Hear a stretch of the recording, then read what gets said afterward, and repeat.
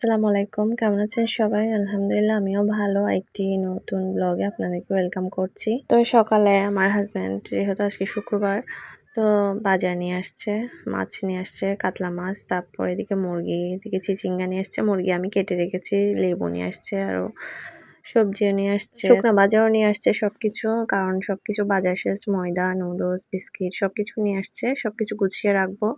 এই যে মাছ রান্না করব, তো মাছটা আমি ধুয়ে রেখেছি। এদিকে লাউ নিয়ে আসছে, লাউ কেটে রেখেছি। মাছের মাথাগুলো আলাদা রান্না করবো, এটা আলাদা করে রাখছি। তো সবকিছু আমি কেটে নিয়েছি, এখন রান্না চুলায় বসিয়ে দিব আর কি। পেঁয়াজ, টমেটো সবকিছু কেটে রেখেছি। তো আমি মাছটা প্রথমে চুলায় দিয়ে দিচ্ছি। আর আজকে শুক্রবার দিন একটু তাড়াহুড়ার মধ্যে ছিলাম, কারণ ওই দিন একটু বাজার যেদিন করা হয় সেদিন একটু বেশি তাড়াহুড়া হয়ে যায়, কারণ বাজারগুলো গুছিয়ে রাখতে হয়, আবার রান্না করতে হয়, সব কিছু মিলায় মানে ওই দিনটা খুবই যেদিন বাজার করে ওই দিন একটু লেট হয়ে যায়, সব কিছু একটু তাড়াহুড়া করে করতে হয়। তো আমি মাছটা তাড়াতাড়ি করে ধুয়ে নিয়ে তারপরে যেহেতু কেটে আনছে, তো এত বেশি টাইম লাগে নাই, আর মাছটা পরিষ্কার থাকে। তো কাতলা মাছটা আমি রান্না করে নিচ্ছি টমেটো দিয়ে, কারণ চাইছিলাম ভেজে রান্না করবো, দেখতেছি সময় নেই, তো আমি এমনিতেই রান্না করে ফেলতেছি কাঁচা। আর ফ্রেশ মাছ এভাবে কাঁচা রান্না করলে মজা হয়। আমি বেশিরভাগ কাঁচাই রান্না করি।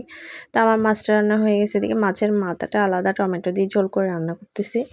ওইটা কিন্তু আলাদাভাবে রান্না করলে ঝোল করে মজা হয় মাছের মাথা। তো আমি ধনেপাতা দিয়ে নামিয়ে নিচ্ছি। আমার ২ টা তরকারি অলরেডি হয়ে গেছে।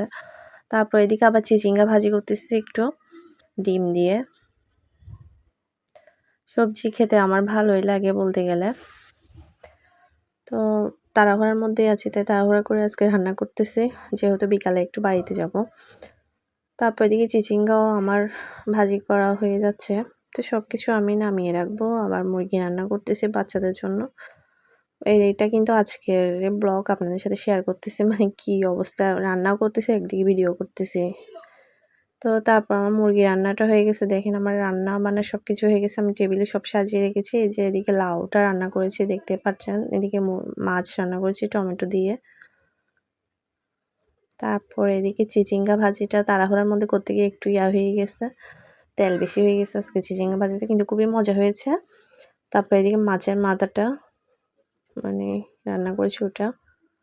তারপর মুরগির মাংস। যেহেতু বাচ্চারা থাকলে ওরা মাছ খেতে চায় না, মুরগিটাই বেশি খায়। এদিকে আলু রান্না করছিলাম।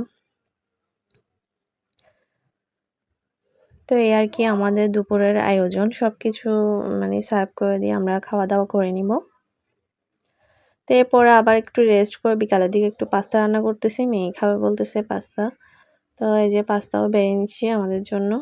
তো আজকে শুক্রবারটা আলহামদুলিল্লাহ ভালোই কেটেছে। তো আজকের মতো আমার ব্লগটা এখানেই শেষ করতেছি। আপনারা সবাই ভালো থাকবেন, সুস্থ থাকবেন। আল্লাহ হাফেজ। নেক্সট ব্লগে আপনাদের সাথে দেখা হবে।